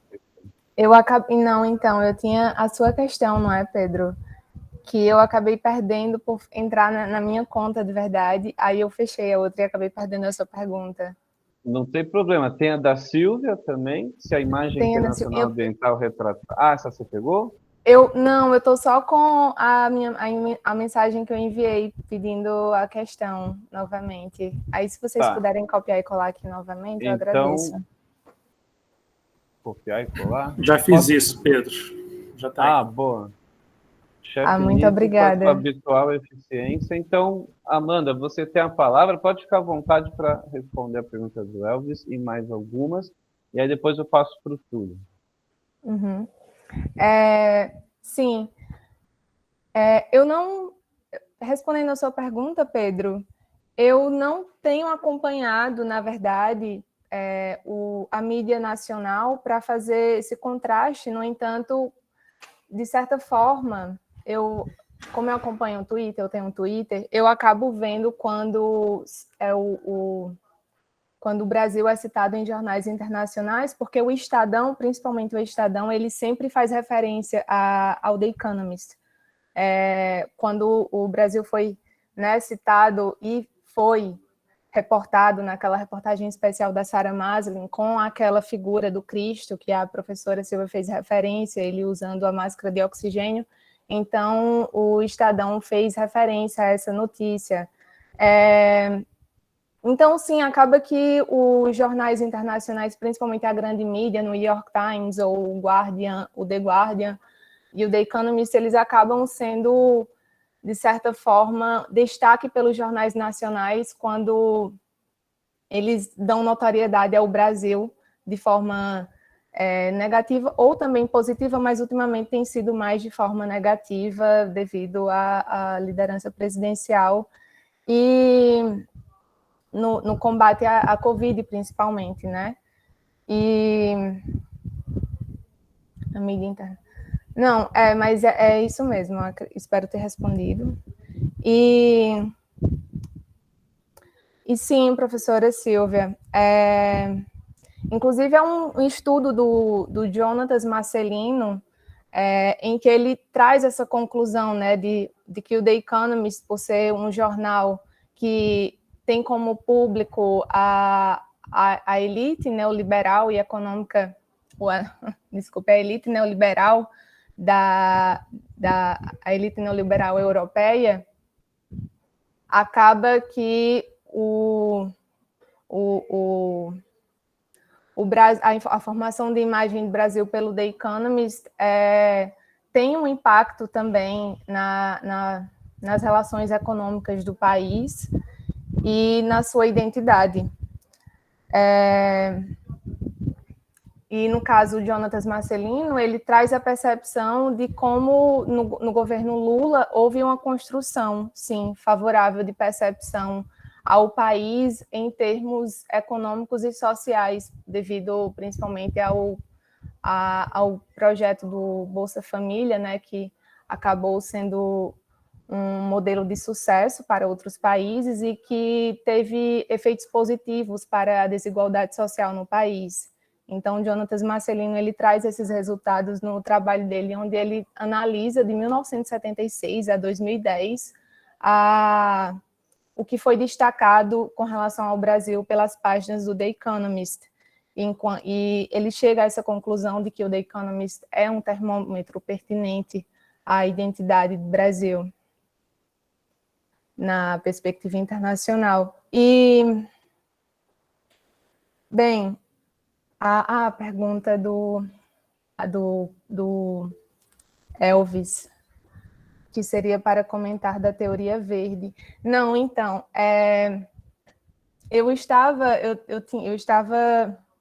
estou acompanhando atualmente a teoria verde, mas eu não tenho me aprofundado nela, só que foi muito interessante para mim ter contato com essa teoria, porque ela traz essa perspectiva de como as questões ambientais elas sempre são apresentadas pela perspectiva europeia, pela perspectiva dos países responsáveis por trazer problemas ambientais para os países periféricos, ou, na verdade, os países ainda em desenvolvimento, mas devido a essa estrutura histórica em que países da América Latina ou países da África foram colonizados por esses países europeus, tiveram exploração dos seus recursos naturais e seguem, por conta disso, numa estrutura econômica ainda baseada no extrativismo de recursos primários e, no caso, de recursos naturais para exportação. E a base tecnológica, no caso desses países, não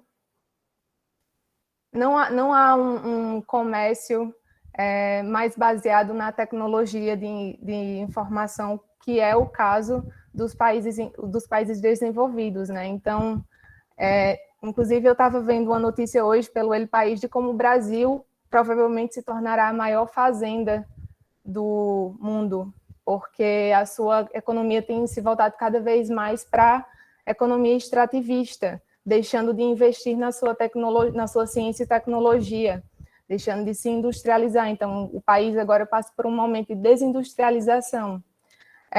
E é interessante porque a teoria verde ela fala de como os países europeus se reúnem para discutir o que deve ser feito com relação aos problemas ambientais, enquanto suas empresas europeias elas estão nesses países onde, por exemplo, aqui no Brasil a gente teve a empresa Samarco. A empresa Samarco, eu não sei, não lembro agora, mas ela é europeia, mas eu não lembro não lembro de onde ela é exatamente, se ela é suíça, e foi responsável, né, pelo grande desastre em Brumadinho, devido à sua extratividade exacerbada de minério em Brumadinho e pela falta de manutenção também. Então, é complicado porque ao mesmo tempo que causa desastres naturais, como essas empresas europeias vêm e causam desastres ambientais devido a essa exploração, a gente acaba precisando dessas empresas a eu estava ouvindo um podcast e era o Djonga falando que quando aconteceu isso com a Samarco, a população estava pedindo assim, fora Samarco, e a outra parte da população, não, fora Samarco não, a gente precisa de emprego. Então, é uma dependência que a gente tem dessas empresas, que elas exploram, a gente acaba saindo nas capas de jornais como um país que está desmatando, mas a gente está desmatando para quem? Quem é que está desmatando? Então, a grande crítica da teoria verde é sobre essa questão mais estrutural que os países da América Latina e da África do Sul passam de dependência e, ao mesmo tempo, de crítica pelos países europeus. E isso, professora Silvia. E tem uma outra pergunta que foi sobre a Amazônia, né? O que foi sobre a estrutura da... Isso, que eu citei o Celso Furtado, aí saber se você pensa essa questão da estrutura, se tem algumas referências semelhantes.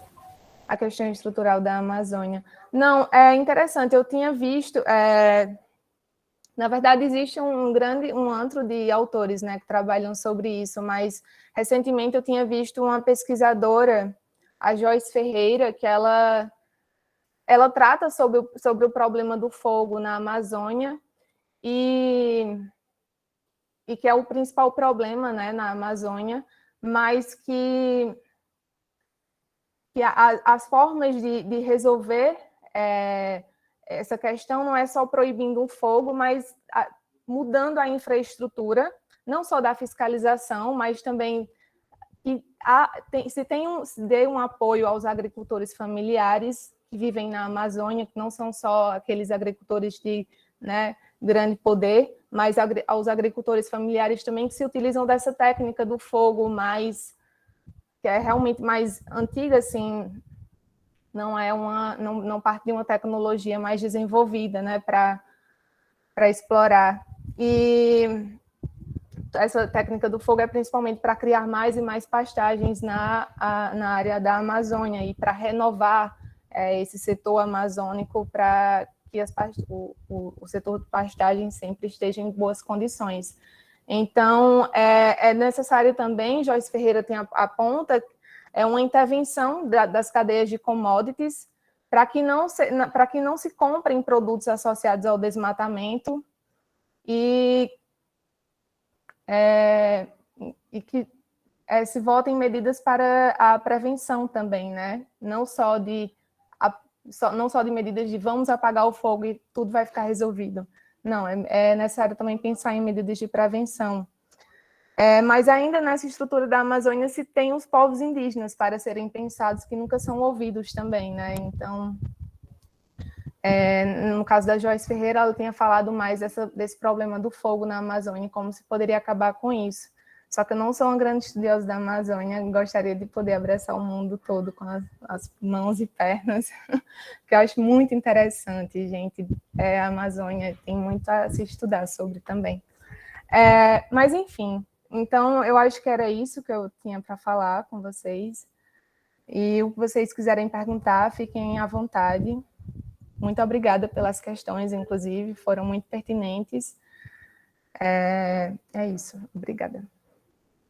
Obrigado, Amanda. Então, antes de passar a palavra para o Thiago Abreu, que levantou a mão, eu passo para o Túlio responder a pergunta do Elvis e logo em seguida eu passo a palavra para o Thiago. Por favor, professor. Gente, obrigado pelas perguntas aqui. Primeiro eu quero me desculpar porque, Felipe, eu não estava vendo ninguém, então não vi o seu chat aqui. Pede para o Túlio clicar no hide, então não vi isso nada, talvez se comprometeu algum tipo de informação aí.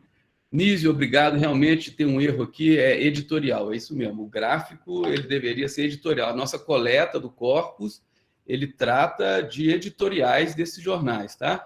Não, ele não... O Nísio é o olho que tudo vê, tudo, não passa Isso, nada. o Nísio é um grande revisor, né? Obrigado, Nísio. Então, assim, a gente não transbordou o corpus para, embora o Pedro até tenha sugerido, em alguma medida a gente depois, se for o caso, avançar, mas a gente ficou ainda nos editoriais. E em relação à Sílvia e ao Martin, eu acho que a gente pode fazer 2 tipos de considerações, depois o Pedro também, né, se quiser. É o seguinte, nesse período, Sílvia, a gente intercala, né? A gente intercala democrata, republicano e democrata, né? A gente tem o Clinton, o Bush Jr. lá e depois o Obama, a franja do Obama, porque ele entra. Então a gente tem. Então essa variável, em alguma medida, eu pelo menos não consegui perceber que teria afetado em alguma medida, né, os editoriais. Talvez, e aí eu concordo com o Martin, porque talvez a descompressão, né, causada pelo fim da bipolaridade, talvez houvesse resquícios em alguma medida. Eu li todos esses editoriais. Como o N não é muito grande, ele não chega à casa da centena. Lendo, assim como se diz, na unha, lendo ele, o texto, a ideia, de fato, Martin, era de que existiria uma surpresa ou então uma cautela em relação ao governo do Lula. Isso era fato. Embora a gente percebesse ali, né, que o governo do Fernando Henrique ele era um pouco mais aceito, mas eles batem nele por questões, às vezes, como diz o Martin, eu acho que essa é uma percepção importante, porque a nossa hipótese de, digamos, ver se os governos de esquerda ou direita, isso seria, digamos, a pedra angular que faria destoar os editoriais, talvez essa não seja uma boa hipótese. Talvez a gente precise ver aspectos mais específicos. Por quê? Tanto porque o Lula, quando a gente lê esses editoriais de diversos, assim, de jornais com diversas orientações, né, porque de fato ali tem o posicionamento, cada um deles tem o seu, a gente vê a surpresa com a qual a ação do Lula é acolhida nos Estados Unidos. E ele passa, isso é muito interessante, aí é uma percepção não do R, né, mas assim, minha aqui, né, assim, lendo o texto, é uma percepção de que a surpresa cautelosa ou a cautela, ela se torna em uma grata surpresa para grande parte desses jornais, embora houvesse críticas pontuais, como o Martin indicou, críticas específicas ou críticas proxy, como o Pedro bem indicou. É criticado o Brasil, mas por uma ação pela quebra da Argentina. Então, isso tem que ser muito bem detalhado, porque às vezes não é tanto essa ideologia. E uma outra coisa que me chamou muito a atenção, e aí, tendo em vista esse histórico, aí eu acho que a gente tem que ver esse acumulado dessa relação basilar, né, central para a política externa brasileira, obviamente assimétrica, mas como que o Lula ele passa a ser percebido, entre aspas, como a esquerda confiável. Porque a gente tem que ver que começa a ter a ideia do pink tide aqui, e eles começam a ter algum tipo de, sei lá, algum tipo de receio. E essa esquerda, ou mais uma vez, entre aspas, o Lula, ele passa a ser visto como o sindicalista que sabe negociar, o sindicalista ponderado, e os jornais começam a falar isso. E isso talvez, assim, isso lendo as outras assim, qualitativamente o que o texto diz, né? Então, assim, que poderia ser agregado. Então, eu, assim, dialogando tanto com o que a Sílvia fala, como o que o Martin fala, seriam 2 aspectos, assim, 2 variáveis.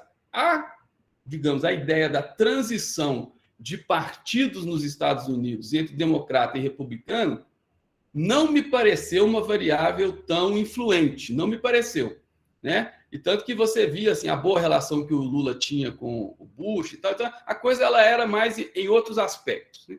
E esse comentário do Martin ele vai ao encontro um pouco do que eu imagino também.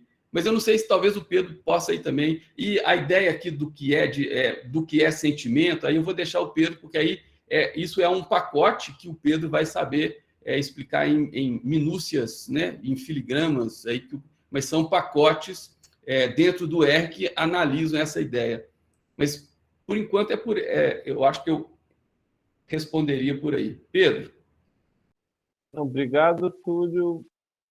Eu vou passar a palavra para o Tiago, e aí no final eu posso fazer esse comentário que ele havia levantado. Pedro, desculpa. Quanto ao Elvis, relação às novas mídias, a gente não capturou isso ainda, tá?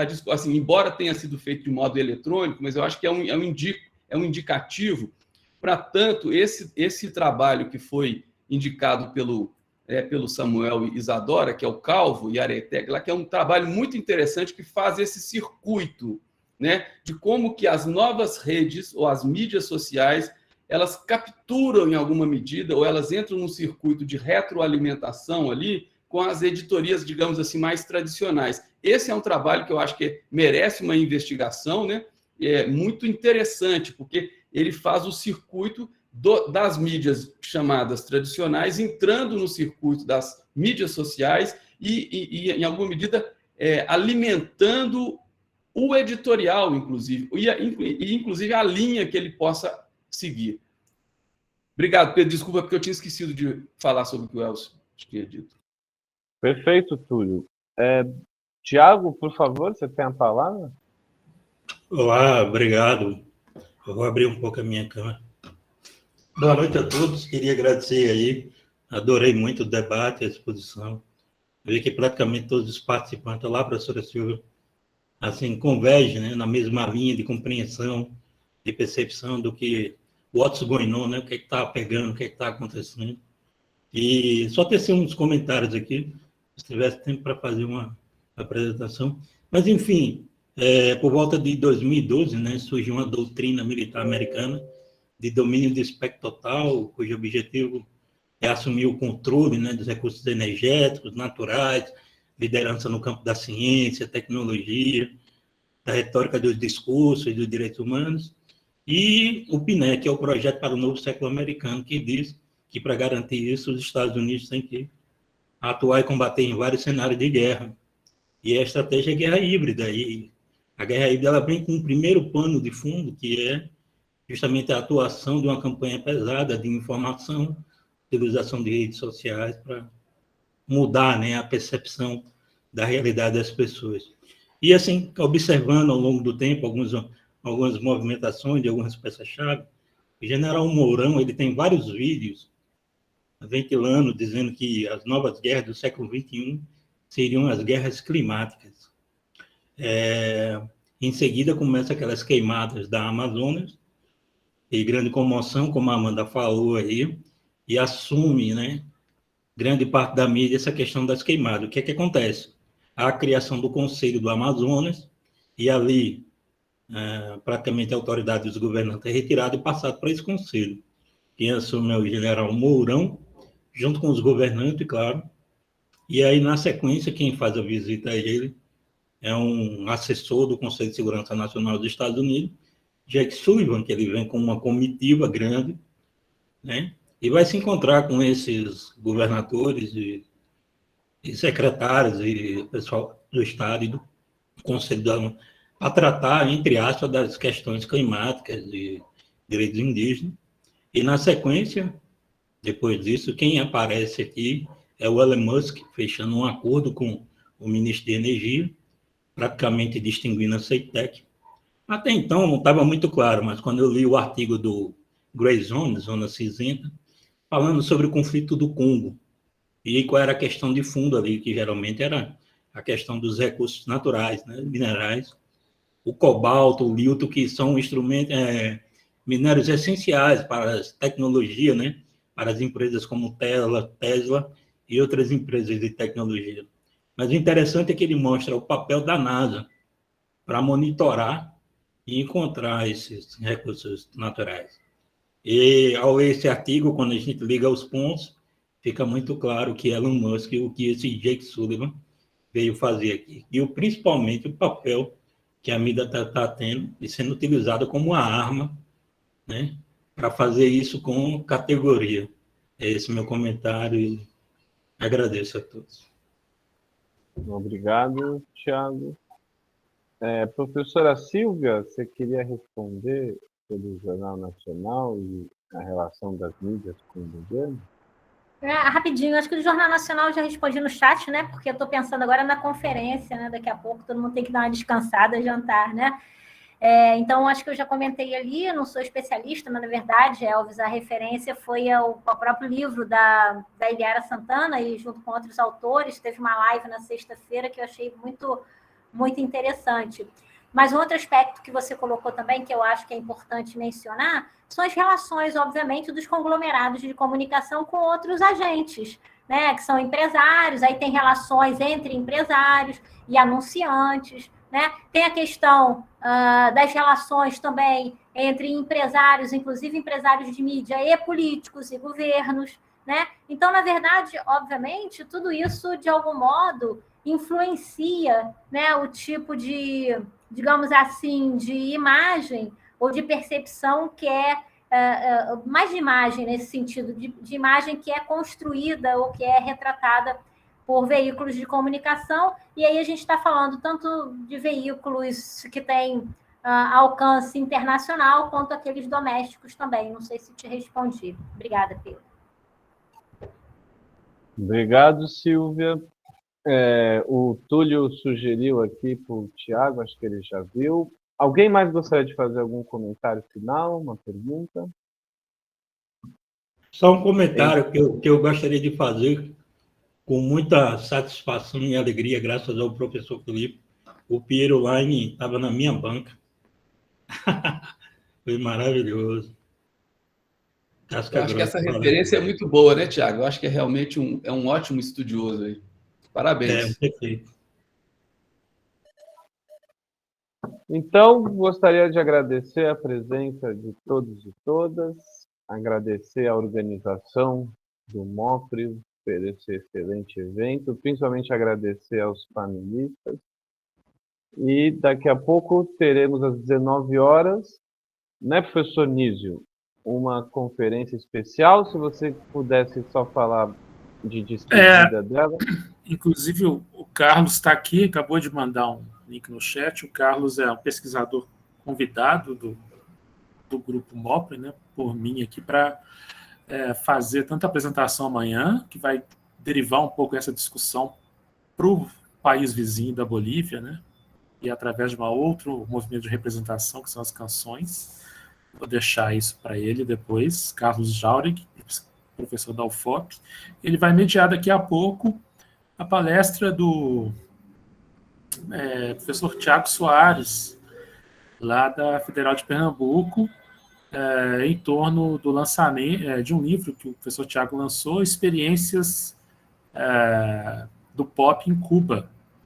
Né? Então, a gente começa a trazer essa dimensão aí da canção e do pop, né? Esse outro soft power, né? Que para quem ouve K-pop, Round Six, por exemplo, Coreia do Sul já trabalha com isso há mais de 30 anos e, enfim, vamos entender algumas percepções possíveis, né, dessa dimensão cultural em dois países latino-americanos, né? Cuba, hoje, que é a conferência do professor Tiago, que é lá do grupo Pop Filia, de Pernambuco, né? E também amanhã da Cúmbria Boliviana, com o Carlos Jauregui, que vai também se apresentar hoje como mediador, e por isso vai abrir também amanhã os trabalhos, né, dentro dessa perspectiva aí na organização do seminário. Daqui a pouco, então, né, é o tempo da gente comer alguma coisa, olhar um pouco a paisagem, e aí a gente volta para a tela aqui, para esse seminário que está no link do YouTube, 19 horas. Perfeito, Niso, obrigado. Então, mais uma vez, agradecer a atenção e presença, e até às 19 horas. Muito obrigado.